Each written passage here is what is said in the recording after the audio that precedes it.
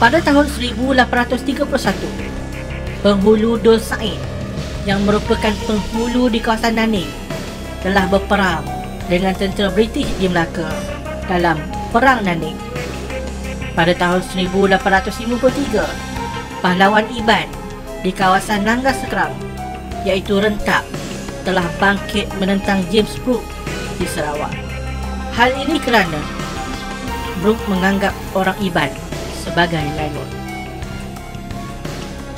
Pada tahun 1859 pula, pahlawan-pahlawan Melayu di Sarawak turut menentang penguasaan James Brooke di Sarawak.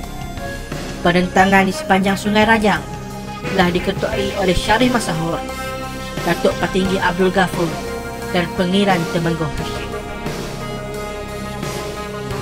Pada tahun 1875, penentangan orang-orang Melayu di Perak telah berlaku di kawasan Pasir Salang.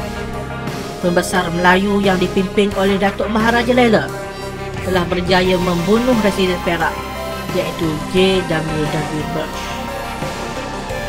Dalam tahun 1875 pula, Yang Tuan Antah telah menentang penguasaan British di Sungai Ujong di Negeri Sembilan. Yang Tuan Antah dan pengikutnya telah berperang dan menguasai Paroi di Sungai Ujong. Seterusnya, pada tahun 1891 pula, Datuk Bahaman iaitu orang Kai Semantan yang merupakan salah seorang pembesar di Negeri Pahang telah bangkit menentang campur tangan British di Pahang. Beliau turut dibantu oleh Mak Kilau dan Tok Gajah dalam perang tersebut. Di Sabah pula, pada tahun 1897, Datuk Paduka Mak Saleh selaku pembesar di kawasan Inanam telah menentang penguasaan SBUB di Sabah. Beliau dan pengikutnya telah bertindak menyerang kubu pertahanan Company di Pulau Gaya. Selain itu, pada tahun 1915 pula, penindasan SBUB ke atas penduduk kaum Murut di Sabah yang telah dijadikan buruh paksa telah menyebabkan berlakunya penentangan yang dipimpin oleh Antenom atau nama sebenarnya Ontoros bin Muyusan.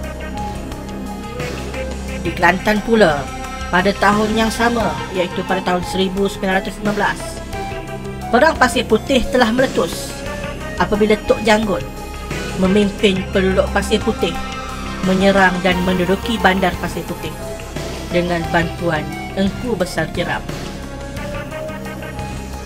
Di Terengganu, pada tahun 1922,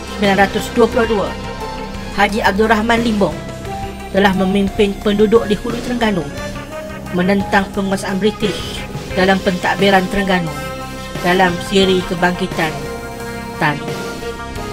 Kesimpulannya, penentangan demi penentangan pejuang tempatan menentang campur tangan kuasa asing di negara kita membuktikan kecekalan dan kegigihan mereka mempertahankan maruah bangsa dan tanah air walaupun serba kekurangan.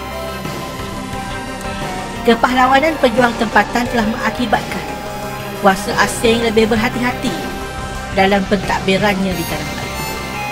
Walaupun perjuangan mengangkat senjata semakin berkurang selepasnya, kemunculan golongan muda yang terpelajar di negara kita telah mencetuskan pula gelombang perjuangan yang lebih tersusun di bawah ideologi pemikiran dan nasionalisme sehingga mencapai kemerdekaan pada 31 Ogos 1957.